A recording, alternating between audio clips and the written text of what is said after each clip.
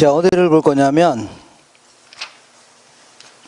자, 43페이지 한번 보겠습니다. 43페이지. 자, 지금부터 이 완전 경쟁의 요건이 몇 가지예요? 네 가지죠? 네 가지 중에 다른 것들은 웬만큼 다 갖춰져 있다고 가정하는 겁니다. 그리고서 이 정보와 관련돼서만 조금 자세히 좀 알아보는 겁니다. 뭐라고요? 정보. 자, 이때 효율적 시장이라는 게 뭐냐면, 자, 볼게요. 오른쪽 메뉴에 보겠습니다. 43페이지. 효율적 시장은 어떤 정보가 현재의 시장 가치에 즉시, 그것도요, 정확히 반영되는 시장, 이러한 시장을요, 효율적 시장이다, 이렇게 합니다. 다시 할게요. 어떤 정보가 있는데, 어떤 정보가 뭔지 모르겠지만, 이 정보가 부동산이면 부동산, 주식이면 주식 가격에 즉시, 즉각적으로 또 정확히 반영되어 있다 그런 의미입니다. 이런 시장을요, 효율적 시장이다 해줍니다. 어떤 정보가, 자, 이 부동산이면 부동산 가격에 즉시 반영되어 있다는 얘기죠. 무슨 얘기냐면 이런 얘기입니다. 자, 내가 오늘 아침에 요 지역이 뭐냐면, 요 지역이 농지입니다. 농지라, 예, 평당 가격이 한 평당 20만원 정도밖에 안 되는 농지인데, 이렇게. 오늘 내가 아침에 출근하면서 뉴스를 듣고 가고 있는데, 이 지역으로 뉴스에 지하철이 통과할 거랍니다. 자, 요렇게 통과할 거랍니다. 그러면 지하철역 근처에는 땅 가격이 올라갈 것 같아요? 떨어질 것 같아요? 올라갈 것 같죠? 그러니까 이 사람이 잽싸게 회사를 가려다가 이 방향을 확 틀어서 여기로 왔어, 안 왔어요? 왔죠? 와갖고 중개업소에 들려서, 중개사님, 여기 있는 땅, 이 1000평만, 2000평만 20만원에 2000평 주세요 한 거죠? 그랬더니, 그 중개사님이 뭐라고 한 거예요? 야, 이 사람아, 벌써 한 평당 400만원 올랐다, 이놈아. 이렇게 하는 거죠? 이놈아 하긴 좀 그러네요. 어제가나, 얼마 올랐어요? 400만원 올랐어요? 안 올랐어요? 올랐죠? 그러니까 아까 그 라디오에서 나오는 정보가 즉시 반영돼 있어, 안 됐어요? 아까 라디오에서 나오는 정보 있죠? 요걸 가지고 여기 와서 투자하려고 했더니 이미 가격이 올라갔어요? 안 올라갔어요? 올라갔죠? 원래 다 반영되어 있는 거 아닙니까? 그러니까 그 정보를 가지고는 절대 큰 돈을 벌 수 있어, 없어요?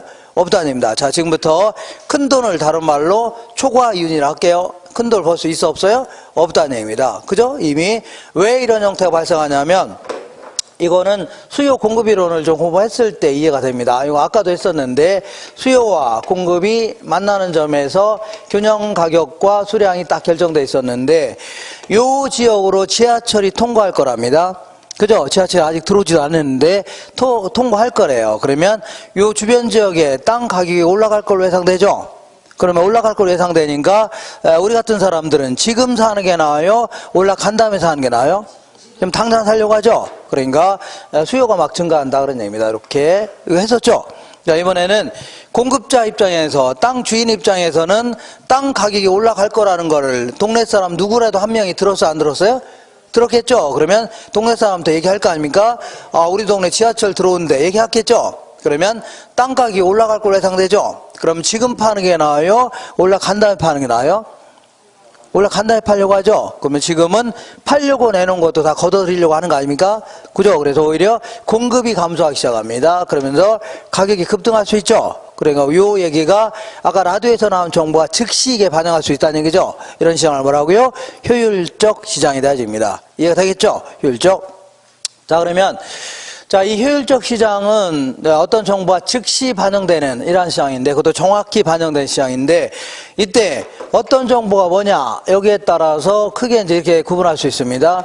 자, 세 가지 형태로 구분할 수 있는데, 이미 과거에 이미 공표되어 있는 정보라든가, 현재 아까 라디오에서 나오는 정보 있죠? 이런 것들은 아까 부동산 가격에 다 반영돼 있어, 안 돼 있어요? 아까 갔더니 이미 다 반영되어 있는 거죠? 그러니까 그런 현재 나오는 정보 가지고는 절대 큰 돈을 벌 수 있어, 없어요? 없다는 얘기입니다. 이미 올라갈 때 올라갔으니까. 다만 아직 공표되지 않은 정보를 미래의 정보로 할게요. 아직 공표되지 않은 정보로 하고요. 미래. 아직 공표되지 않은 정보는 우리 같은 사람 알아요, 몰라요? 일반인들 잘 모르죠? 그러니까 아직 반영돼 있어요, 안 됐어요? 안 돼 있다는 얘기입니다. 그러니까 이런 공표되지 않은 정보를 누군가가 몰래 입수만 할 수 있다면 거기 가서 싸게 구입해서 비싸게 팔 수 있다는 얘기죠. 맞아, 안 맞아요? 맞죠? 이런 게 가장 일반적인 형태의 시장입니다. 그죠? 이걸 뭐라고 하냐면 지금부터 이런 시장을 준강성 효율적 시장이다. 이렇게 표현합니다. 뭐라고요? 좀 아주 간단한 논리입니다. 간단한 논리. 아직 공표되지 않은 정보는 우리가 알아요, 몰라요? 모를 거 아닙니까? 그죠? 그러니까 이런 정보는 아직 시장 가치에 반영돼 있어, 안 돼 있어요? 안 돼 있죠? 그러니까 이런 정보를 몰래 입수만 할 수 있다면 무지막지한 이익을 챙길 수 있다는 얘기죠. 이런 시장이 가장 일반적인 형태의 시장인데 이런 시장을 뭐라고요? 준강성 효율적 시장이라는 겁니다. 뭐 이런 거 아닙니까? 다만 이게 이제 가장 일반적인데 다른 걸 자꾸 섞다 보니까 괜히 어렵게 느껴지는 겁니다. 어렵게. 그러니까 가장 일반적 이런 거 아닙니까? 어떤 시장이냐면 과거의 정보만 부동산 가치에 반영돼 있답니다. 과거의 정보만. 자, 그렇기 때문에 아직 현재 공표되는 정보는 아직 반영이 안 됐다는 얘기죠. 미래의 정보도 더더욱 반영이 안 돼 있다 그런 얘기입니다. 이러한 시장을 뭐라고요? 자, 약성 효율적 시장이다 집니다. 뭐라고요? 그러니까 아까 라디오에서 나오는 정보가 아직은 반영돼 있어 안 돼 있어요? 안 돼 있죠. 그러니까 그 라디오에서 나오는 정보를 가지고 잽싸게 가니까 아직 반영이 안 돼 있으니까 아주 싸게 구입해서 비싸게 팔 수 있다는 얘기죠. 그러니까 큰 돈을 벌 수가 있다는 얘기입니다. 그죠? 이런 시장을 뭐라고요? 약성 효율적 시장이라는데 이런 시장은 우리나라에서는 찾아보기 쉬워요? 어려워요? 어렵다는 얘기입니다. 우리나라는 이제 핸드폰 같은 게 다 터져요? 안 터져요? 다 터지고 매스컴도 발달돼 있죠. 그러니까 우리나라는 찾아보기 힘든데 굳이 예를 들어보자면 이런 얘기입니다. 이렇게 우리나라 지도가 딱 있는데 이 강원도 산골짜기입니다. 이 강원도 산골짜기는 버스가 일주일에 한 대 들어갑니다. 몇 대라고요? 일주일에 한 대. 그리고 여기는 전기도 안 들어갑니다. 전화도 안 터져요. 그냥 TV도 안 봅니다. 그죠? 그러니까 이 핸드폰도 안 터지고 아주 소박하게 살아가는 동네가 하나 있는데 아침에 신문 보니까 이 동네로 관광단지가 들어선답니다. 빠찡고도 막 들어오고 한답니다. 그러면 동네 땅가격이 올라갈 거 예상돼요? 안 돼요? 예상되죠? 근데 아직은 이 동네 사람 알아요? 몰라요? 모를 수도 있겠네요? 그죠? 그러면 잽싸게 가서 땅을 싸게 구입해서 비싸게 팔 수도 있겠죠? 이런 시장을 뭐라고요? 약성 효율적 시장이다 입니다. 근데 이런 시장을 우리나라에서 찾아보기 힘든 게 자, 어쨌거나 이 동네 살았던 엄마 아버지가 여기 살 거 아닙니까? 그러면 여기에 누군가는 아들, 딸들이 도예지에 나가서 사는 사람이 있을까 없을까요? 있죠. 이 사람이 누구라도 한 명이라도 신문이라든가 매스컴을 들은 사람이 있어 없어요? 라디오? TV에서 들은 사람이 있겠죠? 그럼 이 사람이 여기 엄마한테 전화를 핸드폰으로 연락해줘요? 안 해줘요?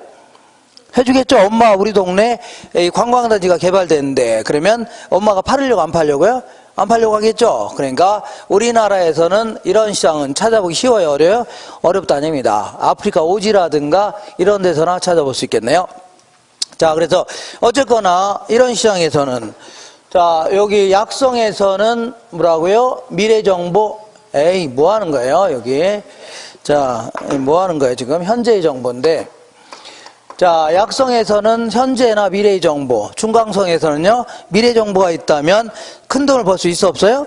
있죠. 초과인을 얻을 수 있다는 얘기입니다. 그러면 초과인을 얻을 수 있다는 얘기는 완전 경쟁이에요? 불완전 경쟁이에요?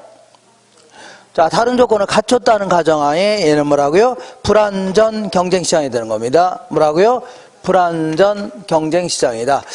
자, 어쨌거나 이런 시장에서는 정보가 있다면 큰 돈을 벌 수도 있다는 얘기죠. 근데 지금 얘기하는 시장은 있을 수가 없는 시장입니다.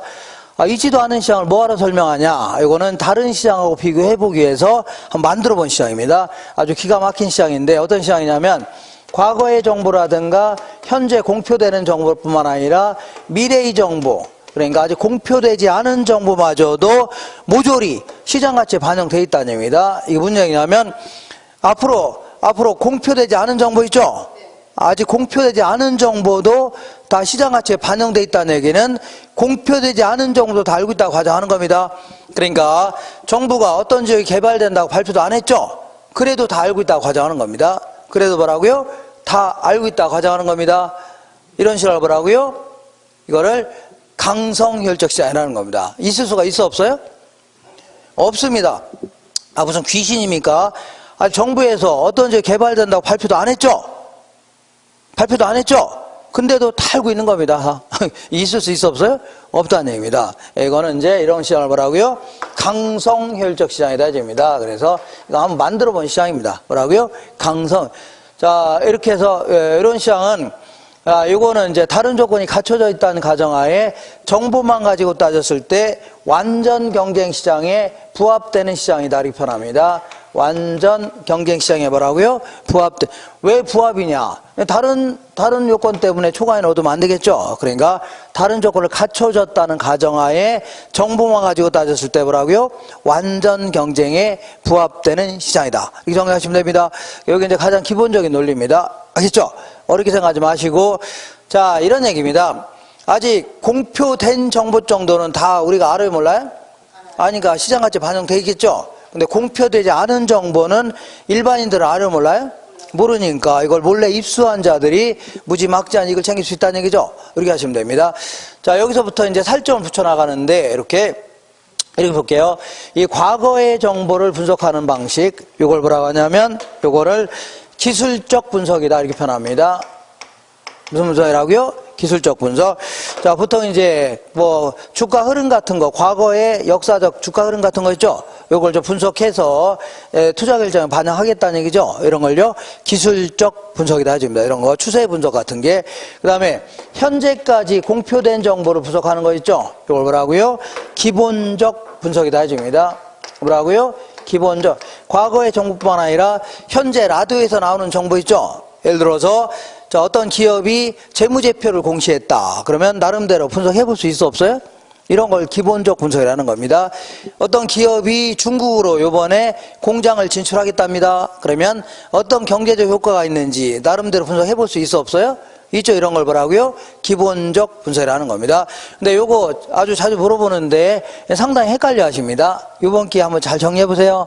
시도해 보세요. 자, 그러면 먼저 약성에서는 과거의 정보는 다 반영돼 있어 안 돼 있어요? 돼 있죠? 그것도 정확히 반영되어 있는 거 아닙니까? 그러니까 과거의 정보를 백날 분석해야 큰돈 벌 수 있어 없어요? 과거의 정보가 이미 다 정확히 다 반영되어 있는 거죠? 맞죠? 그러니까 기술적 분석 백날 해야 소용이 있어 없어요? 없다는 얘기입니다. 그럼 자, 질문해 볼게요. 약성 효율적 시장에서는 기본적 분석을 통하여 초과이윤을 얻을 수 있다. 맞아, 틀려요? 자, 약성에서는 기본적 분석을 통하여 초과이윤을 얻을 수 있다. 맞아, 틀려요? 맞는 겁니다. 왜냐하면 약성에서는 현재까지 정보는 반영이 안 돼 있는 거죠? 현재 정보 반영 안 됐잖아요. 그러면 라디오에서 뭔가 나오면 나름대로 분석해야 돼, 안 해야 돼요? 해야 되는 거 아니면 이걸 기본적 분석이라는 겁니다. 그죠? 그러니까 이 기본적 분석을 통하여 뭘 얻을 수가 있다고요? 초과에 넣을 수 있는 겁니다. 그럼 질문해 볼게요. 준강성 효율적 시장에서는 기본적 분석을 통하여 초과인을 얻을 수 있다. 맞아, 틀려요? X입니다. 왜냐하면 현재까지 정보도 다 반영돼 있어 안 됐어요? 그것도 정확히 반영돼 있는 거죠? 그러니까 현재까지 정보를 분석하는 기본적 분석을 백날 해야 큰 돈을 못 법니다. 이때는 어떤 정보가 있어야 돼요? 공표되지 않은 정보가 있어야 큰 돈을 벌 수 있는 겁니다. 어떤 정보라고요? 공표되지 않은 정보. 그러면 강성에서는 어떠한 정보를 가지고도 큰 돈을 벌 수 있어 없어요? 없다니. 왜냐하면 공표되지 않은 정보도 다 반영돼 있어 안 돼서요? 그것도 정확히 다 반영돼 있죠? 그러니까 정보를 가지고는 절대 큰 돈을 벌 수 있어 없어요? 없다는 얘기입니다. 이런 시장을요 강성 효율적 시장이라는 겁니다. 되겠죠? 이렇게. 요거 별거 아닌데 상당히 어려워합니다. 이렇게. 그러면 우리 시험에서는 보통 이제 요 정도까지 물어보는 게 일반적입니다. 아시죠? 물어보는 게 일반적인데 어쨌거나 이 완전 경쟁 시장은 누구라도 절대 뭘 못 얻어요? 초과는 못 얻는 거죠? 그럼 정상적인 이윤밖에 못 얻는 거 아닙니까? 맞죠? 그러니까 초과이윤을 얻는다는 얘기는 어떤 자원이 한쪽으로 몰리는 거 아닙니까? 그럼 누군 손해본다는 얘기죠? 이런 걸요 비효율적으로 자원이 배분됐다 표현합니다. 어떻게 하라고요? 비효율적. 근데 누구라도 정상적인 이윤밖에 못 얻는다. 그 먹고 살 만큼의 이윤밖에 못 얻는다는 얘기죠? 이런 걸요 자원이 효율적으로 배분됐다 해줍니다. 뭐라고요? 자원이 효율적으로 배분됐다. 그러면 여기서부터 쭉 나가서 이제 추가적으로 이런 얘기를 해볼게요. 자, 불안정 경쟁에서는 얘네들은 이러한 정보가 있다면 뭘 얻을 수가 있다고요? 초과 이윤을 얻을 수 있어 없어요? 있죠? 한 장 넘기시면 그 얘기하는 겁니다. 44페이지. 그러면 이러한 초과인을 얻으려면 하다못해 국토교통부에 있는 삼촌한테 아니면 시청에 있는 직원한테 수리해도 한다, 사해도 안 사야 돼요? 사야 되죠. 그러니까 정보 비용이 소요된다는 얘기입니다. 정보 비용이. 근데 국토교통부에 있는 삼촌한테 100원어치 술을 사는 이유가, 아니면 100원어치 골프 접대하는 이유가 100원의 이익을 얻으려고 골프 접대하나요? 그건 아니겠죠. 100원의 이익을 얻으려고 술 사는 거 아니겠죠? 엄청나게 큰 이익을 얻으려고 술 사는 거죠. 그죠? 그러니까 이렇게 다른 게 일반적이라는 얘기죠. 그죠? 이러니까 투기가 존재할 수 있는 거 아닙니까? 그죠? 이렇게 투기가 존재하는 겁니다. 근데 자, 이런 시장은, 지금 얘기하는 시장은 찾아보기는 힘드는데 있을 수는 있습니다. 찾아보기 힘든데 뭐라고요? 있을 수 있어요. 자, 어떤 지역으로 이마트 만약에 약간 논리를 좀 이해하기 쉽게, 이마트가 어떤 지역에 들어가게 되면 그 동네는 땅가격이 올라갈 수도 있는 거죠. 그런데 이마트가 어떤 지역에 들어간다는 것을 이마트 직원들, 임직원들 알아요, 몰라요? 알 수도 있는 거죠. 그리고 자기가 직접 투자한다고 해서, 아니면 이 정보를 누구한테 발설한다고 해서 회사를 잘리거나 이런 거 없다고 시작. 그죠? 그리고 정보시장도 누구한테 살짝 정보를 넘기는 게 아니라 공개적으로 운영한다고 시작. 여러 사람이 와서 정보를 살려고 한다는 얘기죠. 그러면 어떤 지역으로 이마트가 들어서서 거기서 땅을 구입하게 되면 500원 정도의 이익을 얻을 수 있는 정보가 있다고 시작. 이 정보를, 자, 이 정보시장이 매우 공개적입니다. 뭐라고요? 공개적이에요. 그러면 이 정보를 갖고 있는 자 입장에서는 500원 정도는 받고 팔려고 할 겁니다. 왜냐하면 500원을 못 받는다. 그럼 자기가 직접 투자해도 상관없다고 했죠? 그잖아요? 그러면 결국은 정보를 구입한 자 입장에서는 500원의 초과인을 얻긴 얻었는데 정보 비용으로 얼마 들어갔어요? 500원 들어간 거 아닙니까? 그럼 실제 남은 게 있어, 없어요? 없죠. 그러니까 자, 실질적인 초과인은 못 얻은 거죠? 그럼 정상적인 밖에 못 얻는 거 아닙니까? 그럼 이것도 좌우는 효율적으로 배분되어 있는 거 아니냐. 그래서 이런 식으로 정보와 관련돼서 따졌을 때 자원이 효율적으로 배분되어 있는 시장을 뭐라고요? 할당 효율적 시장이다. 입니다. 뭐라고요? 할당. 다시 할게요. 어렵게 생각하지 마시고, 정보와 관련돼서 자, 이 절대 정상적인 이윤밖에 못 얻는다는 얘기죠. 이런 시장을 뭐라고요? 할당 효율적 시장이다. 다른 표현을 한다면 초과인과 정보 비용이 같아지는 시장이죠. 뭐라고요? 할당 효율적 시장이다. 그런 얘기입니다. 근데 안타깝게도 대부분은요, 할당 효율적 시장이 아니기 때문에 투기가 존재하는 겁니다. 뭐라고요? 할당 효율적 시장이 아니기 때문에 투기가 존재한다. 근데 완전 경쟁을 보겠습니다. 완전 경쟁은 누구라도 절대 초과인을 얻을 수가 있어, 없어요? 없다. 초과인이 제로란 얘기입니다. 그죠? 모든 정보가 다 반영되어 있는 거죠? 그러니까 절대 뭘 못 얻어요? 초과인을 못 얻는 겁니다. 그리고 정보를 얻기 위해서, 굳이 정보를 얻기 위해서 돈을 지불할 필요가 있어, 없어요? 없다. 왜냐하면 공표되지 않은 정보도 다 알고 있는 거죠? 그죠? 그러니까 정보를 구입하기 위해 돈을 지불할 필요가 있어, 없어요? 없다. 정보 비용도 제로라는 얘기입니다. 그러면 둘 다 같으니까 이것도 정보를 가지고는 절대 큰 돈을 벌 수 있어, 없어요? 없다는 얘기입니다. 그러니까 이것도 마찬가지로 뭐라고요? 할당 효율적 시장이다. 정보만 가지고 따졌을 때 자원이 뭐라고요? 효율적으로 배분되어 있는 거 아닙니까? 이런 시장을 뭐라고요? 할당 효율적 시장이다. 입니다. 여기서는 항상 정보를 발설한 자가 공무원에서 잘리든지 아니면 이런 거 신경 쓰지 마세요. 항상 정보를 구입하는데 얼마 정도를 지불할 수 있냐 했죠? 여기에 초점을 맞춰야 되는 겁니다. 알겠죠? 이렇게. 자, 이렇게 해서 약간 어렵게 물어본다면 여기까지 한두 개 정도 지문이 끼어들 수도 있습니다. 이렇게. 자, 이렇게 해서 그래서 여기 결론입니다. 44페이지 딱 중간 볼게요. 44페이지 딱 중간에 결론 있어, 없어요? 있는데 완전 경쟁 시장은 항상 뭐라고요? 할당 효율적 시장입니다. 근데 불안정 경쟁 시장도 뭐가 될 수는 있다고요? 할당 효율적 시장이 될 수 있는 겁니다.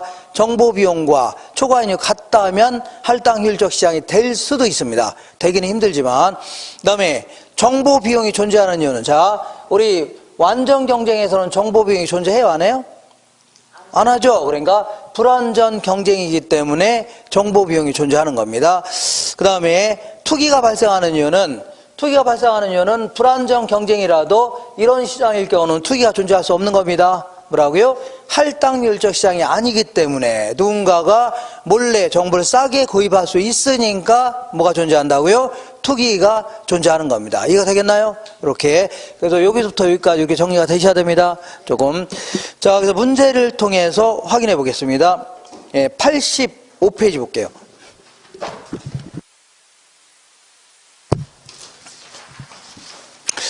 자, 85페이지에 찾으셨나요? 85페이지 찾았죠? 왼쪽 보겠습니다. 왼쪽에 2번 볼게요. 부동산 시장의 특성과 기능에 관한 설명 중 옳은 것은 1번에 부동산 시장은 수요와 공급이 조절이 쉽지 않아 단기적으로는 가격이 왜곡될 가능성이 높죠. 단기적으로 수요 때문에 가격이 결정될 가능성이 매우 높아집니다. 부동산 시장의 특징 중 하나는 특정 지역에 다수의 판매자와 다수의 구매자가 존재한다. 틀렸죠? 이건 고가성, 지역성 때문에 특정 지역마다 소수의 판매자와 소수의 구매자가 존재한다는 얘기죠. 이렇게 줘야 됩니다. 세 번째, 부동산은 개별성이 강하기 때문에 부동산 상품별로 시장 조직화가 가능하다가 아니라 얘는 직거래가 될 수밖에 없죠. 그러니까 시장 조직화가 곤란하다 이렇게 줘야 됩니다. 시장 조직화가 어떻다고요? 곤란하다. 그 다음에 부동산 거래는 그 성질상 고도의 공적인 경향을 띈다. 이런 표현 나오면 틀린 겁니다. 왜냐하면 우리나라는 자본주의예요? 사회주의예요? 사회주의 같은 경우는 정부가 땅을 갖고 있으면서 다 통제합니다. 고도의 공적인 경향을 띠지만 자본주의 국가에서는 개인의 사유재산제를 인정해요? 안 해요? 해야죠. 그래서 자기 나름대로 마음대로 사용수익 처분할 수 있는 겁니다. 그죠? 근데 내가 하는 활동이 남한테 피해를 주면 돼요? 안 돼요? 안 되죠. 그러니까 공익을 해치지 않는 범위 내에서는 당연히 뭐라고요? 사익은 존중돼야 됩니다. 그렇기 때문에 고도의 공적인 경향을 띈다. 이런 표현은 잘못된 표현입니다. 되겠죠? 그 다음에 5번 볼게요. 부동산 시장은 국지성의 특징이 있기 때문에 균질적인 가격 형성이 가능하다가 아니라 지역마다 이질적인 가격이 형성된다 해줘야 돼요. 다 다르다는 얘기죠? 이질적인 가격이 형성된다 해줘야 됩니다. 그 다음에 3번 볼게요. 부동산 시장에 관한 설명 중 틀린 것은 부동산 거래에 필요한 정보 습득에는 일반적으로 많은 비용이 소요되죠. 우리 맥주 구입하는데 뭐 많은 비용이 필요할 필요 없는 거죠. 근데 부동산은 다 다르고 지역성, 개별성 이런 것 때문에 많은 정보가 필요합니다. 그러니까 자, 이 부동산 확인 설명서 이런 게 필요한 겁니다. 2번 볼게요. 부동산 공급에는 상당한 시간이 소요되기 때문에 수요가 급증하더라도 공급이 적시에 이루어지지 못하는 경우가 많다는 얘기죠. 맞는 겁니다. 공급에는 시차가 존재하고 시간이 꽤 걸린다는 얘기입니다. 부동산 상품이 물리적으로 동일하더라도 경제적, 법적 성질이 다르면 상품의 성격은 달라지죠.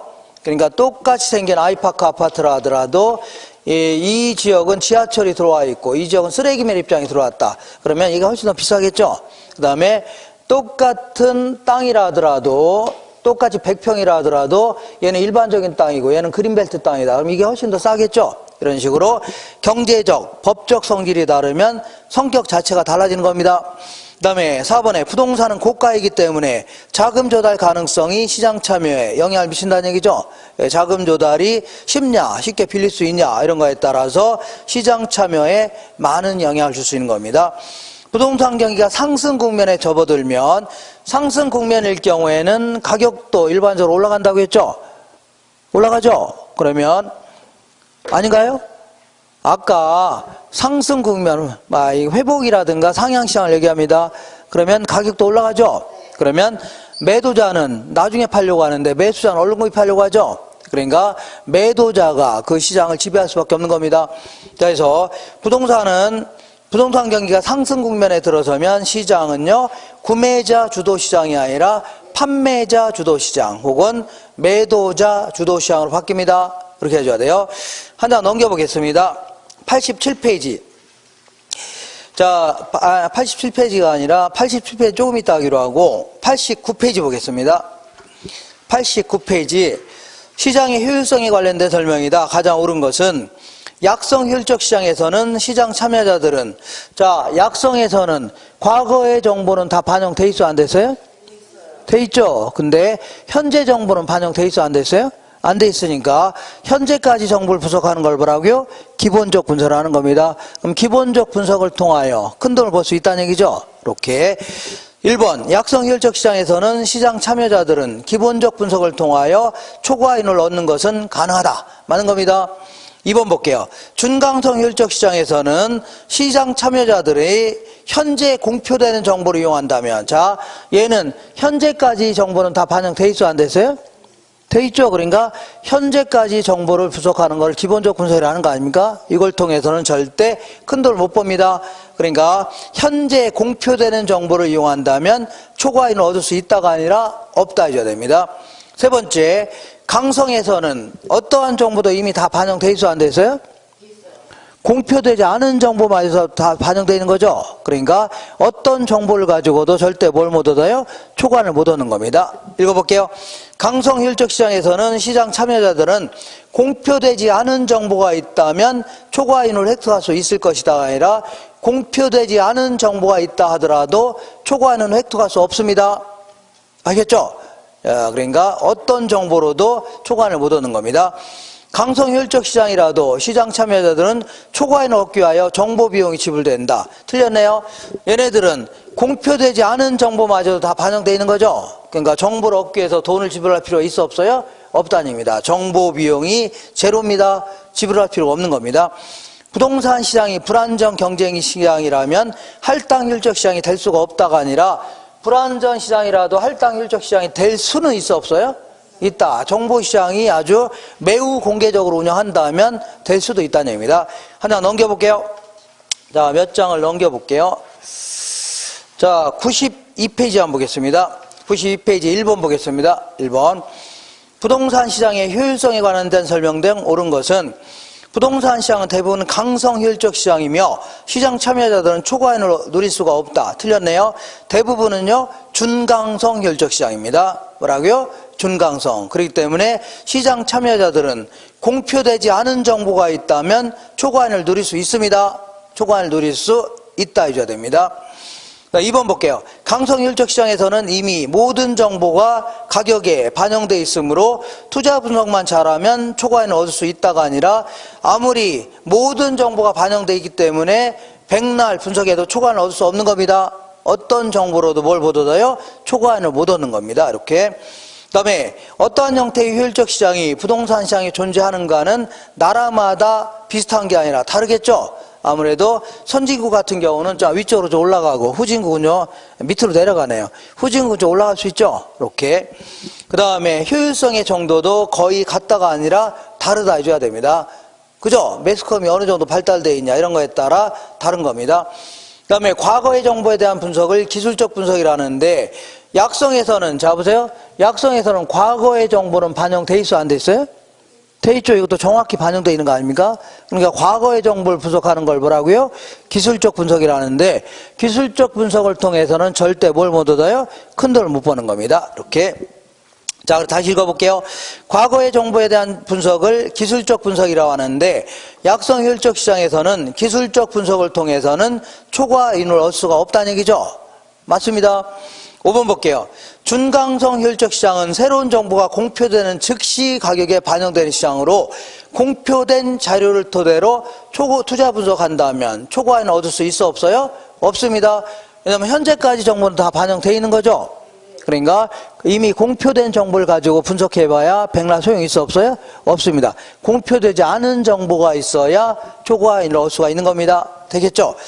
자, 그 다음에 우리 이 정보에 대한 비용을 얼마를 지불할 것인가, 이걸요 정보의 가치라고 하는데 이게 이제 2년에 한 번 걸로 물어보는데 계산 문제.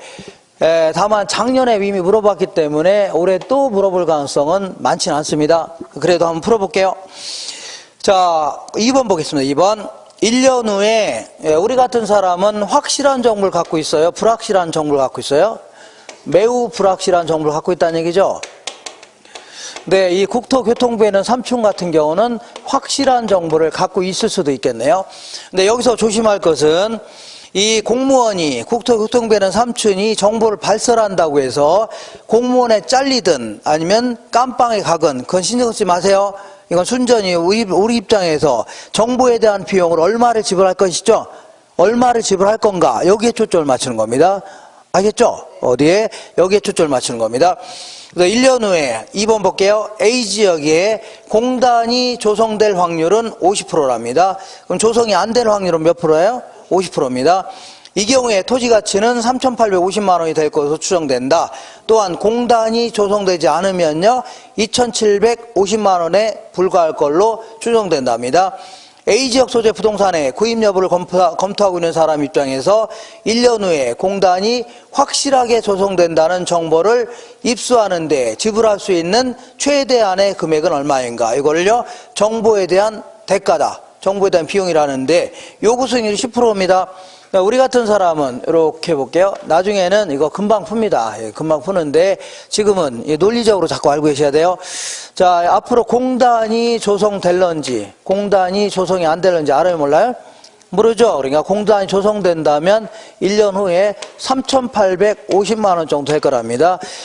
조성이 안 된다면요 2,750만 원이 될 거랍니다. 근데 공단이 조성될런지 안 될런지 알아요 몰라요? 모르죠. 다만 이 지역에서 오랫동안 중개활동 하신 분들한테 물어봤더니 이렇게 될 가능성도 50%, 조성이 안 될 가능성도 50%합니다. 그죠? 그러면 요거를 어떻게 하냐면 이렇게 합니다. 3,850만 원 곱하기 0.5 플러스 2,750만 원 곱하기 0.5이죠. 이렇게 해주면 1년 후에 뭐예요? 기대되는 가치가 나옵니다. 1년에 뭐라고요? 기대되는 가치. 그럼 요거를 요구 수익률로 할인하면 우리 같은 사람이 생각하는 투자 가치가 나옵니다. 이렇게. 요거는 이렇게 해서 하면 됩니다. 이거 곱하기 이거 더하기 이거 곱하기 있죠? 이렇게 한 다음에 일시불의 현가계수를 곱하면 됩니다. 일시불의 뭐라고요? 현가계수. 그래서 1 플러스 10%면 0.1이죠? 요구 수익률이 요것분의 1, 요것분의 1입니다. 그럼 결국은 얘를 요거로 나누면 되죠? 얘를요. 그러니까 1.1로 나누면 됩니다. 그냥 이렇게 계산한 거를 그냥 나누기 1.1 해주면 됩니다. 나누기 얼마라고요? 1점. 이렇게 계산하면 돼요. 그러면 우리 같은, 그러면 만약 20%이다. 그럼 나누기 얼마라고요? 1.2 해주면 돼요. 40%다. 그럼 얼마라고요? 나누기 1.4. 이렇게 해주면 돼요. 그러면 1년 후의 가치가, 아니, 우리 같은 사람이 생각하는 가치가 3천만 원 나옵니다. 우리는 한 3천만 원 정도 생각하고 있는데 국토교통부에는 삼촌 같은 경우에는 확실한 정보를 갖고 있을 수도 있겠네요. 그래서 이 사람은 공단이 조성될 거라는 거를 100% 알고 있습니다. 다시 말하면 3,850만 원이 될 거라는 걸 몇 프로 알고 있다고요? 100% 알고 있는 겁니다. 알겠죠? 그러면 이거 1년 후의 가치니까 요거를 요것으로 할인하게 되면 이것도 마찬가지로 얘를 곧바로 나누기 1.1 해주면 됩니다. 그러면 국토교통부는 삼촌이 생각하는 가치가 나옵니다. 이거 얼마냐면 3,500만 원 나올 겁니다. 얼마라고요? 3,500만 원. 자, 그러면 우리는 정보를 잘 모르기 때문에 한 3천 정도 생각하고 있는데 국토교통부는 3천은 조금 있다가 신문지상에 발표하겠죠? 발표하는 즉시 얼마라고요? 3,500이 될 거라는 걸 100% 알고 있는 겁니다. 그죠? 그러면 우리 입장에서는 굳이 이 정보를 구하고자 한다면 이 차이만큼을 최대한 지불할 이유가 있다는 얘기죠? 그죠? 여기다 못 미치면 좋지만 최대한 이만큼 지불할 이유가 있다. 이 500만 원을요, 정보의 가치라는 겁니다. 뭐라고요? 정보의 가치. 그러니까 요거는 이제 실전에서는 금방 풉니다. 큰 거 곱하기 확률, 작은 거 곱하기 확률 있죠? 그 다음 나누기 1.1에 좀 나옵니다. 그러다가 큰 거에다 나누기 1.1을 하죠. 차이가 바로 뭐라고요? 정보 가치입니다. 숙달 되면 금방 해요. 금방 합니다. 그래서 나오면 이렇게밖에 안 나와요. 안 나오니까 이렇게 하시고, 자, 곧바로 우리 그 강의 노트 보겠습니다. 뭐 이렇게 써놓으니까 되게 복잡하죠? 나중에는 뭐 이렇게밖에 안 나와요. 이거 곱하기 이거 더하기 이거 곱하기 이거 하면 뭐가 나와요? 안 나와요? 나오면 나누기 1.1 해주면 이렇게 됩니다. 거기다가 큰 거 나누기 뭐라고요? 1.1 해주면 돼요. 자, 이렇게 해서 효율적 시장과 관련된 얘기를 쭉 살펴봤습니다. 자, 이번에는 주택시장을 좀 살펴볼게요. 45페이지에, 자, 45페이지 아래쪽에 보면 주택시장 있어 없어요? 오른쪽 아래 주택시장 있죠? 요거는 우리 교재에는 뭐 185페이지에 있는데, 그 빨강 책, 거기 책 있죠? 그거보다는 가능하면 요걸 가지고 끝까지 가시는 게 좋습니다. 요거 가지고 항상 어떻게 하고 다니라고요? 요렇게 끼고 다니시면서 이렇게. 목욕탕 갈 때도 항상 요거 비닐로 같은 거 있죠? 이렇게 싸서 이제 목욕탕도 들어가서 가만히 앉아있으면 뭐합니까? 시간만 낭비하니까 그때 이제 이걸 꺼냅니다. 꺼내 이렇게 딱 보고 이렇게 하세요. 이렇게 해서 그렇게 공부했더니 그 90점이 나왔다는 그 확인되지 않은 사실이 좀 있습니다. 그래서 자, 그래서 어디 볼 거냐면 우리 주택시장을 분석할 때 자 볼게요. 45페이지 맨 아래쪽에 우리 물리적 측면에서 분석한다면 전부 다 이질적인 제어가 될 수밖에 없는 겁니다. 자, 그러니까 이럴 경우에는 이 부동산 시장을 분석하는 게 매우 곤란하다 이렇게 표현합니다. 예를 들어서 자, 제가 이제 예전에 살았던 아파트가 이제 316동 801호입니다. 김포에 316동 801호에 살았었는데 요 아파트는 김포에는 요거 하나밖에 없는 거죠. 왜냐면 요 위치에 요 층수에 앞집도 아니고 요거는 김포에서 하나밖에 없는 겁니다. 그러면 자, 한국에서는 몇 개 있는 거예요? 한국에서는 몇 개 있는 거예요? 하나. 그러면 아주 어려운 얘기를 질문해 볼게요. 우주에서는 몇 개 있어요? 요게 하나밖에 없는 겁니다. 그러니까 우주 통틀어서 이렇게 생긴 걸 갖고 있는 건 나밖에 없는 거죠. 그럼 나는 어마어마한 독점자가 되는 겁니다. 그럼 아까 얘기한 대로 독점자는 자기 마음대로 가격을 결정할 수 있어 없어요? 아까 있다고 했잖아요. 독점자는. 그럼 지 마음대로 가격을 결정하는데 이 지역의 시세가 2억이니까 2억밖에 안 되는데 10억을 받겠다. 받을 수 있나요? 그렇게 하면 안 되죠. 이런 식으로 분석하는 것은 의미가 없다는 얘기입니다. 그죠? 물리적 측면에서 분석하는 것은 분석에 의미도 없고 분석도 곤란하다는 얘기입니다. 근데 효용적 측면에서 분석해 볼게요. 효용적 측면에서 분석한다면 동질적인 제어가 될 수 있다. 그런 얘기입니다. 그러다 보니까 완전 경쟁식으로 분석이 가능하다. 이렇게 표현합니다. 무슨 얘기냐면 자, 요 316동 801호가 요건데 사람들은 요걸 이용하나 얘를 이용하나 별 만족감 차이가 없다는 얘기죠. 그럼 똑같은 거에 될 수 있겠네요. 얘를 이용하나 만족감이 차이가 없다는 얘기죠. 효용이라는 겁니다. 이렇게 뭐 이렇게 그러니까 얘랑 비슷한 것들은 널려 있겠죠.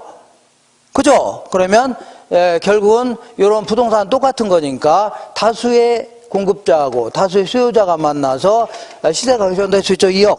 이렇게 분석하는 게 가장 합리적인 분석이 되는 겁니다. 이때 용어 하나 정도 기억할게요. 자, 이 주택이 인간에게 주는 만족감, 효용, 이걸 뭐라고요? 주택 서비스 이렇게 표현합니다. 뭔 서비스라고요? 주택 서비스다. 이렇게 이 정도. 그러니까 주택 서비스 측면에서 분석한다면 동질적인 제어가 될 수 있다는 얘기죠. 이렇게 해서 분석하는 게 가장 합리적인 분석이다. 이렇게 하시고 한 장 넘겨보겠습니다. 우리 맥주가 부족하면 새로 만들 수 있어 없어요? 곧바로 새로 만들 수 있는 거죠. 그죠? 근데 주택이 부족하다. 아파트가. 그러면 만들 수는 있지만 시간이 걸려요 안 걸려요? 꽤 걸릴 거 아닙니까? 작게는 2년, 많게는 3년, 4년도 걸릴 수 있는 거죠. 그잖아요? 그리고 또한 주택이라는 게 한번 쓰고 나서 버리는 거예요? 내구성이 강한 제가 있죠. 그러니까 생산기간도 오래 걸리고 한번 지어놓으면 50년, 60년 막 쓸 수 있는 거죠. 그잖아요? 그러다 보니까 때로는 주택시장을 분석할 때는 이렇게 내구성이 강한 제약이기 때문에 특정 시점에 존재량을 가지고 분석할 수도 있고 이렇게 일정 기간 동안에 새로 만들어 파는 양 있죠? 요걸 가지고 분석할 수도 있는 겁니다. 예외적으로 일반 경제학과는 뭐라고요? 예외적으로 주택시장 같은 경우는 내구성도 강하고 생산기간이 꽤 오래 걸린다는 얘기죠. 그러다 보니까 특정 시점에 존재량을 가지고 분석하기도 하고 이걸 뭐라고 하냐면 주택 유량이라는 표현을 씁니다. 죄송합니다. 주택 뭐라고요? 저량. 그 다음에 일정 기간 동안에 새로 만들어 파는 양 있죠? 이걸 가지고 분석하기도 합니다. 그걸 뭐라고요? 주택 유량이라는 표현을 쓸게요. 주택 뭐라고요? 유량. 자, 다시 할게요. 특정 시점에 존재하고 있는 양을 가지고 분석하는 걸요. 주택 저량이다. 그 다음에 일정 기간 동안에 새로 만들어 팔려고 하는 양 있죠? 요걸 가지고 분석하는 걸요. 주택 유량이라는 표현 씁니다. 자, 그러면 자, 이 문제를 통해서 확인해 볼게요. 46페이지에 맨 아래에서 네 번째 줄에 2번 보겠습니다. 만약 현재 밑줄 쳐볼게요. 현재 밑줄 쳤나요? 그러면 현재니까 무조건 뭐라고요? 주택 저량을 얘기하는 겁니다. 뭐라고요? 주택 저량. 그럼 현재 자, 이 우리나라에 총 1,500만 채의 주택이 존재한답니다. 우리나라에 뭐라고요? 1,500만 채의 주택이 존재한대요. 근데 그 중에서 100만 채가 공가로 남아있답니다. 100만 채가 비어있다는 얘기죠. 그러면 몇 채가 소비되어 있는 거예요? 1,400만 채가 소비되어 있는 거죠. 자, 지금부터 이름을 붙여볼게요. 이 1,500만 채를요, 주택 저량의 공급량 해줍니다. 요 1,400만 채를요, 주택 저량의 수요량. 그리고 100만 채가 비어있죠? 요거를 공가다 해줍니다. 뭐라고요? 비어있다는 얘기죠? 이런 식으로 이제 분석할 수 있다는 얘기입니다. 이렇게 특정 시험의 존재량을 가지고 분석할 수 있고, 그 다음 이번에는 이렇게 볼게요. 그 밑에 3번 볼게요. 3번에 지난 1년 동안, 밑줄 쳐볼게요. 지난 뭐라고요? 1년 동안. 그러니까 요거는 주택 유량을 설명하는 겁니다. 뭘 설명한다고요? 주택 유량.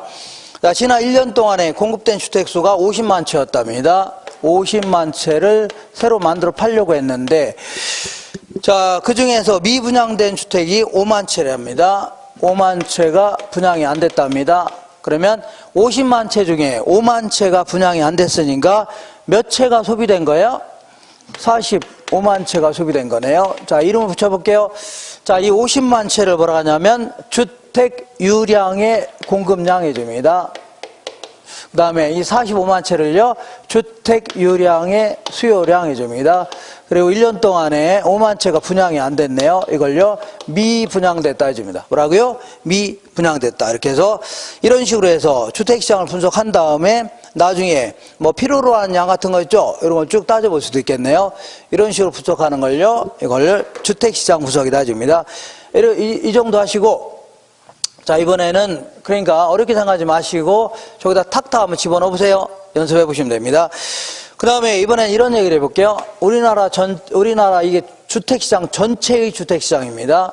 자, 임대가 됐든 매매가 됐든 주택 전체의 시장인데 이 시장에서 균형 가격과 뭐 수량이 이제 결정되어 있다고 쳐볼게요. 이렇게. 그러면 자, 요 가격이 뭐 비싸든 싸든 아니면 임대료가 비싸든 싸든 어쨌거나 시장 기능을 통해서 주택을 사거나 임대 받을 수 있는 가구가 1,000만 가구라고 추자. 자, 볼게요. 자, 어쨌거나 요게 이제 임대주택이 됐든 매매주택이 됐든 임대료가 비싸든 싸든 아니면요 구입 가격이 비싸든 싸든 어쨌거나 시장 기능을 통해서 주택을 구입할 수 있는 가구가 아니면 임대받을 수 있는 가구가 얼마라고요? 1,000만 가구라고 간주해보자.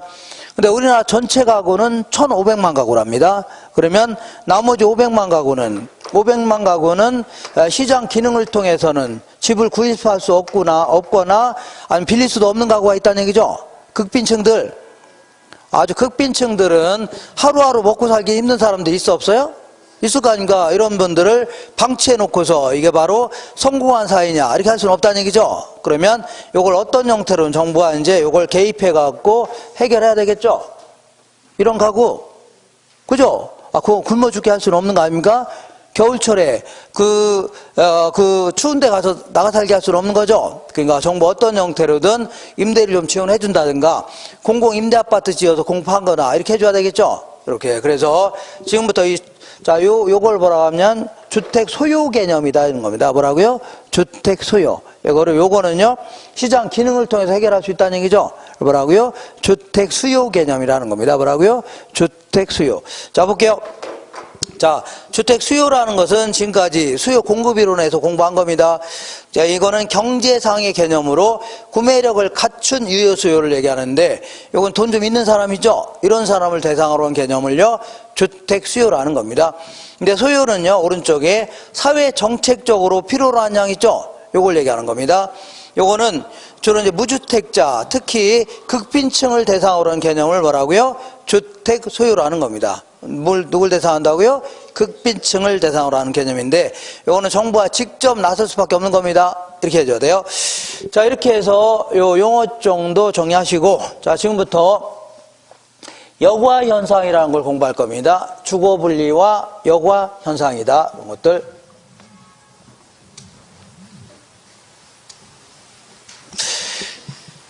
자, 어디를 볼 거냐면, 여기 볼게요.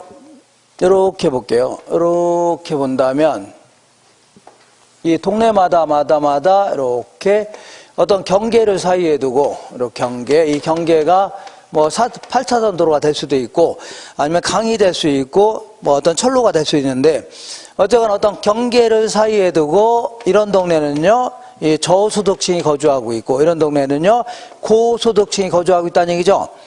아, 동네마다 잘 사는 동네도 있고 못 사는 동네도 있어 없어요? 달동네도 있죠. 이런 걸 뭐라고요? 주거분리 현상이라는 겁니다. 뭐라고요? 주거분리. 한번 읽어볼게요. 주거분리는 자, 이 주거 수준별로 그 주거 지역이 분리되는 현상을 얘기하는데 얘는요 도시 전체에서 나타나기도 합니다. 예를 들어서 분당 같은 경우에는 좀 잘 사는 동네 아닙니까? 그렇지만 옛날에 뭐 옥수동이라든가 금호동 뭐 이런 거기 친구들이 많이 있어서 뭐 많이 아니면 그런 데 있죠. 약수동 이런 데가 예전에는 좀 봉천동이라든가 이런 데는 조금 이제 아무래도 그 저소득층이죠 많이 살았습니다.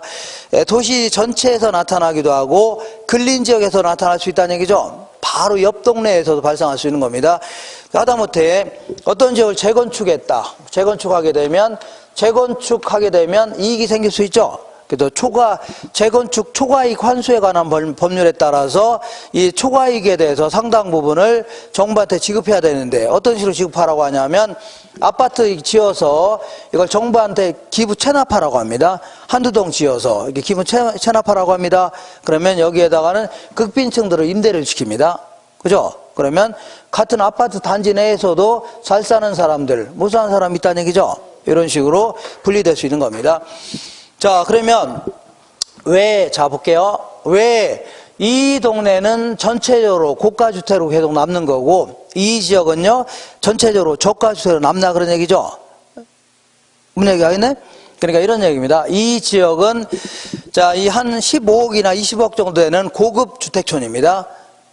집 한 채 얼마라고요? 15억, 20억 대는 고급 주택 촌인데 그 중에 일부 주택이 보니까 욕실 같은 게 깨지고 부서지고 파손되고 철망 같은 게 그 방충망 같은 게 막 모기 막 들어오고 한다는 얘기죠. 유행도 지나고 그죠? 그러면 욕실 같은 거 개량하려면 개량 비용이 들어가요 안 들어가요? 들어갈 텐데 개량 후에 가치 증가를 비교해 봤더니 얘가 더 크다는 얘기죠. 그러니까 한 2천만 원 정도 들여서 욕실을 딱 개조했더니 나중에 팔 때는요 한 5천 더 붙여 팔 수 있다는 얘기죠. 왜냐하면 집 가격이 워낙이 비싼 동네이기 때문에 충분히 그 이상 붙여 팔 수 있다는 얘기입니다. 알겠죠? 그러니까 이런 동네에서는 개량하려고 안 하려고요? 하려고 하죠. 그러니까 전체적으로 다 고급 주택으로 남을 수밖에 없는 겁니다. 근데 요 지역 볼게요. 요 지역은 3천만 원짜리 저급 빌라촌입니다. 얼마짜리라고요? 3천만 원 정도 되는 저급 빌라촌인데 어떤 사람이 한 2천만 원 정도 들여서 욕실을 다 개조했다고 치자. 그죠? 그러면 욕실 개조하게 되면 개량 비용이 들어가요 안 들어가요? 개량 비용이 들어가는데 개량 후에 가치 증가를 비교해 봤더니 개량 비용이 더 크다는 얘기죠. 그러니까 자 3천만 원짜리 저급 빌라촌인데 여기다가 2천만 원 들여서 욕실을 개조했더니 나중에는 팔 때 2천만 원 더 붙여 팔 수 있나요? 아니 빌라 가격이 3천만 원밖에 안 되는데 거기다 2천 원 어떻게 붙입니까? 그죠? 그러니까 기껏해 한 300만 원 붙일 수밖에 없다는 얘기죠. 그러니까 이런 경우는 자꾸 개량하려고 안 하려고요? 안 하려고 하죠. 그러니까 전체적으로 다 계속이요 저급 주택 얘는요 계속 고급 주택으로 남는다는 얘기죠. 그러니까 얘네들은 개량하게 되면 주변 때문에 이익을 볼 수 있죠. 그러니까 정의 외부 효과가 작용된다 집니다. 이런 지역은 개량하게 되면 주변 때문에 피해 본다는 얘기죠. 이걸요 부의 외부 효과가 작용된다 집니다. 되셨죠? 그러니까 자 이거는 전체 주택 중에 그 동네 전체 중에 일부 주택에 대해서 얘기하는 겁니다. 그래서 얘기하는 건데 자 이 지역도 시간이 꽤 지나 봐요. 뭐가 지난다고요? 시간이 꽤 지나면 아파트 같은 것도 전체적으로 낡고 노후화돼 안 나야 돼요? 노후화되죠? 그러면 그때부터는 돈 많은 사람들은 이런 구질구질한 아파트에 살려고 안 살려고요? 안 살려고 하죠. 그러면서 한 단계 낮은 하위 계층이 들어오기 시작한답니다. 한 30년, 40년 지나면 누가 들어오기 시작한다고요? 하위 계층이 들어와요, 안 들어와요? 들어오죠? 그러면 이때부터는요, 자, 하위계층 들어올 거 아닙니까? 이걸요, 하향여과가 시작된다, 입니다. 뭐라고요? 하향여과에서. 그리고 이 지역도 한 30년, 40년 지나면 아무래도 슬럼가로 변해요, 안 변해요? 변하면, 그때부터는 재개발, 재건축 할 수 있어, 없어요? 있게 되면, 그러게 되면 고급주택이 되는 거죠? 새 주택? 그러면 상위계층이 들어와야 안 들어와요? 들어올 수 있는 거죠? 이걸 뭐라고요? 상향여과다 입니다. 뭐라고요? 상향여과. 이런 식으로. 이것도 헷갈립니다. 헷갈리니까 항상 하위계층이 들어온 걸 뭐라고요? 하향여과. 자, 상위계층이 들어온 걸요? 상향여과. 이런 식으로 누가 들어오냐? 여기에 맞춰서 해주면 됩니다. 하위계층이 들어온 걸요? 하향여과. 상위계층이 들어온 걸요? 상향여과. 해주면 돼요. 자, 그러면 요거를 자, 이 여과 현상을 좀 자세히 알아볼게요. 요거는요, 저소득층 주거지역. 얘는요, 고소득층 주거지역 아닙니까? 이렇게 되어 있는데, 이 지역이라 하더라도 이런 지역이 있고, 이런 지역이 있습니다. 이런 지역이 있고, 이런 지역이 있는데, 자, 볼게요. 이 고소득층 주거지역과 경계를 두고 있는 저소득층 주택들이 있죠? 얘들에 비해서는 좀 비싸게 거래됩니다. 이거 뭐라고요? 할증돼서 거래된다. 왜 그러냐면, 얘들은 길만 건너면 아주 고급 동네죠. 그러니까 백화점도 잘 정비되어 있고, 잘 갖춰져 있고, 종합병원, 대형 병원도 있죠. 학군도 아주 좋고, 아니면 공원 같은 것도 잘 갖춰져 있으니까 얘들 때문에 이익을 볼 수 있다는 얘기죠. 자꾸 이쪽 몰리려고 하는 겁니다. 그러니까 좀 비싸게 거래됩니다. 근데 거꾸로 저소득층 주거지역과 경계를 두고 있는 고소득층 주택 있죠? 얘들에 비해서는 싸게 거래됩니다. 이걸요, 할인돼서 거래된다. 왜냐하면 길만 건너면 지저분한 동네이죠? 그죠? 그러니까 이 근처에 있으려고 안 있으려고요? 안 있으려고 할 거 아닙니까? 그러니까 얘들보다는 좀요, 싸게 거래됩니다. 그러면 이런 지역부터 이제 출발합니다. 이런 지역부터 출발하는데, 자, 어쨌거나 볼게요. 자, 이런 지역도 그러지 않아도 싸게 거래하는 거 아닙니까? 그죠? 그리고 고소득층들은 이런 데 안 있으려고 하죠? 이렇게 하고 있는데, 한 30년, 40년 지나봐요. 얼마 지났다고요? 30년, 40년 지나면, 그때부터는 시간이 꽤 지났다고 치자. 그럼 그때부터는 건물 자체가 낡고 노후화되는 거죠? 그러면 그동안은 욕실 같은 거 개량하게 되면 개량 비용하고 개량 후의 가치 증가를 비교해봤더니 얘가 더 컸다는 얘기죠. 근데 언젠가부터는 개량 비용이 커지는 시기가 올까요? 안 올까요? 자, 그러지 않아도 싸게 거래하고 있는데 건물 자체가 아주 30년, 40년 지나면 낡고 노후화되는 거죠. 언젠가부터는 개량해야 돈만 더 들어가는 시기가 와요, 안 와요? 올 수 있다는 얘기입니다. 그러니까 자동차도 처음에는 얼른 고치는데 한 12년, 13년 지나면 괜히 찌그러진 거 고쳐봐야 돈만 더 들어가죠? 그죠? 그러니까 이런 거 그냥 찌그러진 상태로 계속 타고 다니는 겁니다. 그럼 가치가 급격히 저하되기 시작합니다. 여기도 마찬가지로 욕실 같은 거를 개량해야 돈만 더 들어가죠? 그죠? 그럼 개량하려고 안 하려고요? 안 하려고 하니까 욕실이 물도 줄줄 새고 유행도 지나고 그 다음에 깨져 있고 방충망에서 모기가 막 들어오고 난리라는 얘기죠. 그냥 놔두는 거죠. 그러면서 가치가 급격히 저하되기 시작합니다. 가치가 급격히 저하되면 그동안 돈이 없어서 못 들어왔는데 돈도 없는 사람도 들어올 수 있어 없어요? 들어올 수 있다는 얘기죠. 그러면서 자, 이때는 개량하지 않으려고 하니까 가치가 급격히 저하되면서 하위 계층이 들어오기 시작한다는 얘기죠. 그러면서 하향여과가 시작된다 이렇게 표현합니다. 이렇게 해서 퍼져나가는 겁니다. 이번에는 이런 지역을 소위 말하는 달동네 이렇게 표현할게요. 뭐라고요? 달동네다 이렇게 얘기하는데, 자, 이러한 동네에 그 동네 사람들의 소득을 막 지원해줬다고 치자. 그러니까 임대료 같은 거 많이 지원해주고 젊은 애들한테는 일자리 같은 걸 많이 창출해주고 했다 치자. 이렇게 한다면 소득이 증가하니까 여기 있는 사람들이 이런 데 살려고 안 살려고요? 소득도 많이 지원해주고 좋은 일자리 갖고 하면 결국은 다른 데 이사하려고 하죠. 옆 동네로. 좋은 동네로 가려고 할 거 아닙니까? 그러면 그러니까 소득 같은 거 지원해주면 저가주택, 여기서 저가주택은 여기 있는 주택을 얘기합니다. 저가주택에 대한 수요가 감소하기 시작합니다. 그러니까 이게 무슨 얘기예요? 이 동네 살으려고 안 살려고요? 안 살려고 한다는 얘기입니다. 그러니까 그때부터는 여기서 말하는 개량 비용은 재건축 비용을 얘기합니다. 개량 비용과 개량 후에 가치 증가를 비교해봤더니 얘가 더 크다는 얘기죠. 그러니까 자, 이 주민들이 그 달동네에 이렇게 들어 차 있을 때는 이분들 내보내려면 쉬워요, 어려워요? 어려웠다는 얘기죠. 근데 알아서 다들 나가셔도 안 나가셨어요? 다 나가셨죠? 그러니까 밀어버리고 재건축하는 게 훨씬 더 사회적, 경제적 측면에서 이익이 크다는 얘기죠. 그러니까 개량하려고 하겠네요. 뭐라고요? 개량을 하려고 한다. 그럼 여기서 개량은 뭐라고요? 재건축을 얘기합니다. 그러면 개량하게 되면 새 주택이 들어와 안 들어와요? 새로운 주택이 들어오죠. 그럼 이때부터는요 상위 계층이 들어올 수 있겠네요. 그래서 상향 여과가 시작된다 입니다. 이렇게. 자, 여기서 아주 논리 자체가 어렵지 않은 논리인데 자꾸 이런 식으로 설명하다 보니까 어렵게 느껴지는 겁니다. 그러니까 동네라도 점점 낡고 노화되면 자, 이 하위 계층이 들어오는 거죠. 재건축하게 되면 또 상위 계층이 들어오는 거 아닙니까? 이걸 자꾸 이렇게 어렵게 설명하니까 힘들어지는 겁니다. 자꾸 상식적으로 접근하셔야 돼요. 어떤 식으로 하고요? 상식적으로 접근하셔야 됩니다. 이렇게. 근데 이걸 왜 여과현상이라고 하냐면 여기를 재건축하게 되면 새 주택이 되는 거죠. 맞죠? 그럼 새 주택이 되면은 하위 계층은 들어올 수 있어 없어요? 없고 상위 계층만 들어올 수 있는 거죠. 그러니까 상위 계층만 걸러서 들여보낸다 해서 뭐라고요? 여과 현상이라는 겁니다. 뭐라고요? 여과 현상. 그다음 한 장 넘겨볼게요. 넘겨보시면 거기 불량주택의 문제다 해서 자, 여기 있는 주택들을 소위 말하는 불량주택이다 해줄게요. 무슨 주택이라고요?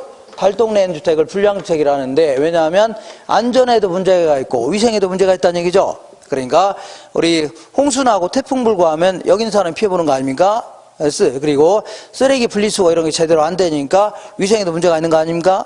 그죠? 그런데 이 불량주택의 문제는 이거는 정부 어떤 형태로든 해결해야 되죠. 같이 함께 살아가는 동시대에 누구는 무지막지하게 잘 살고 누구는 못 사는 것도 문제가 되는 거 아닙니까?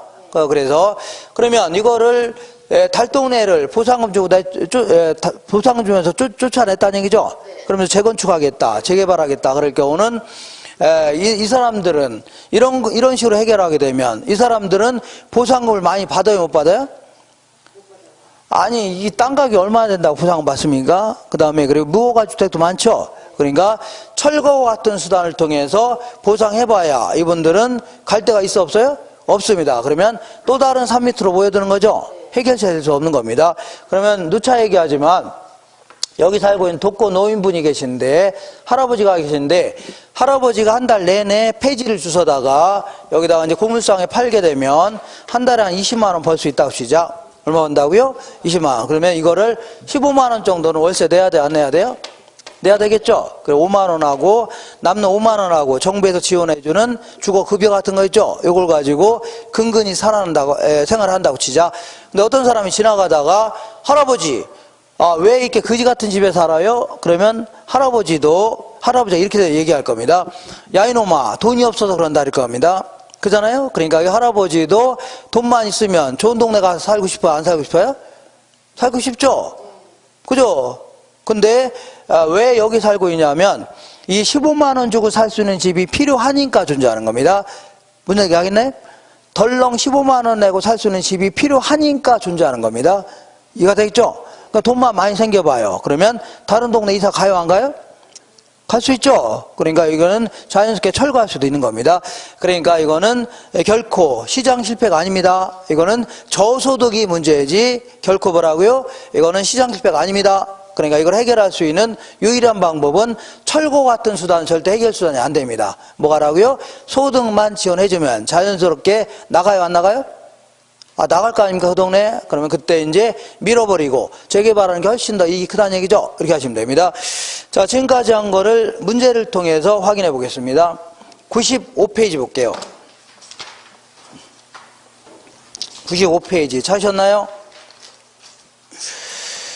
자, 1번에 오른쪽 아래 보겠습니다. 응용 예상 문제. 주거분리와 주택의 여과과정 이론에 대한 설명 중 틀린 것은 주거분리란 고소득층 주거지역과 저소득층의 주거지역이 분리되는 현상. 맞죠? 이번에 주거분리는, 자, 여기는 왜 자꾸, 자, 여기는 아까, 자, 15억, 20억 정도 되는 주택인데, 이거를 욕실 같은 거 개량하게 되면, 자, 개량 후에 가치 증가도 크다고 했죠? 그러니까 자꾸 개량하려고 하는 겁니다. 왜 그래요? 주변 때문에 이익을 볼 수 있다는 얘기죠? 그 얘기하는 겁니다. 주거분리란 주택 소비자가 정의 외부 효과 편익은 추구하려고 하고 부의 외부 효과 피해는 피하려는 동기에서 비롯된다는 얘기죠. 맞는 겁니다. 세 번째, 저소득층 주거지역에서 주택 보수를 통한 가치 상승분이, 자 보세요. 저소득층 주거지역에서 주택 보수를 통한 가치 상승분이 보수 비용보다 크다면, 자 보세요. 보수 비용보다 크죠? 그럴 경우는 개량하려고 안 하려고요? 하려고 하겠네요. 그러니까 크다 하면 하향 여과가 아니라 뭐라고요? 상향 여과가 발생할 수 있다. 무슨 여과라고요? 상향 여과가 발생할 수 있다. 그 다음에 고소득층 주거지역과 인접해 있는 저소득층 주택은 여기는 요것들은 뭐라고요? 할증료가 붙어서 거래되고, 맞네요. 그 다음에 저소득층 주거지역과 인접해 있는 고소득층 주택들은요, 얘네들은 할인돼서 거래될 것이다. 맞네요. 뭐라고요? 할인돼서 거래된다 해줍니다. 그 다음에 한 장 넘겨볼게요. 자, 97페이지. 요거는 문제 나오면 요 정도에 답하면 돼요. 다른 거 하지 마세요. 자, 아까 다시 한번 연습해 볼게요. 다시. 자, 우리 주택시장을 분석할 때는 특정 시점에 존재량을 가지고 분석하기도 하고 일정 기간 동안에 새로 만들어 파는 양 있죠? 요걸 가지고 분석하기도 합니다. 특정 시점에 존재량을 가지고 분석하는 걸요, 주택 저량이라는 표를 씁니다.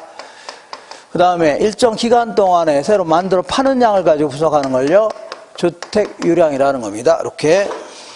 자, 그러면 이렇게 해볼게요. 이렇게 해보겠습니다. 자, 3번 볼게요. 97페이지 오른쪽 아래 3번.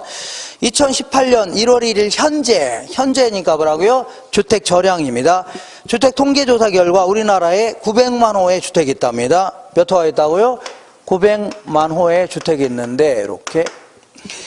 자, 이 중에서 50만 호가 공가로 남아 있답니다. 이 중에서 몇만 호라고요? 50만 호가 공가로 남아 있대요. 몇 채가 소비되어 있는 거예요? 850만 호가 소비되어 있네요. 자, 이 900만 호를 뭐라고요? 주택 저량의 공급량. 얘를 뭐라고요? 주택 저량의 수요량 해주는 겁니다. 그 다음에 이번에는 작년 한 해 동안이니까 뭐라고요? 주택 유량을 얘기하는 겁니다. 작년 한 해 동안에 공급된 주택수가 40만 채였는데 몇 채라고요? 40만 채가 공급됐는데 이 중에서 35만 채가 팔렸답니다. 35만 채가 소비됐답니다. 그러면 몇 채가 분양이 안 된 거예요? 5만 채가 분양이 안 된 거죠? 맞죠? 그럼 이 40만 채를 뭐라고요? 주택 유량의 공급량. 이 35만 채를요, 주택 유량의 수요량. 이렇게 해서 정리하시고, 자, 이때 옳은 것은 2번만 맞는 겁니다. 자, 볼게요. 2번. 주택 저량의 공급량은, 자, 주택 저량의 공급량은 뭐라고요? 900만 호이고, 주택 유량의 수요량은 얼마라고요? 35만 채다. 이거 맞는 겁니다. 다른 건 다 틀린 겁니다. 예를 들어 4번 볼게요. 주택 저량의 수요량은 85만 채죠? 850만 채. 근데, 자, 35만 채라고 했기 때문에 틀린 거고, 주택 유량의 수요량은 35만 채죠? 예, 근데 850만 채로 했기 때문에 틀린 겁니다. 이렇게 다 틀린 거예요. 이건 할 수 있겠죠? 여기다 집어넣으시면 됩니다. 이렇게 해서 정확히 제가 5분만 있다가 들어올 겁니다. 언제라고요? 5분 있다 들어올 거니까 지금까지 한 걸 기출문제 한번 쭉 풀어볼 겁니다. 한 20분 정도 하다가 끝낼 거니까 그런 줄 아세요?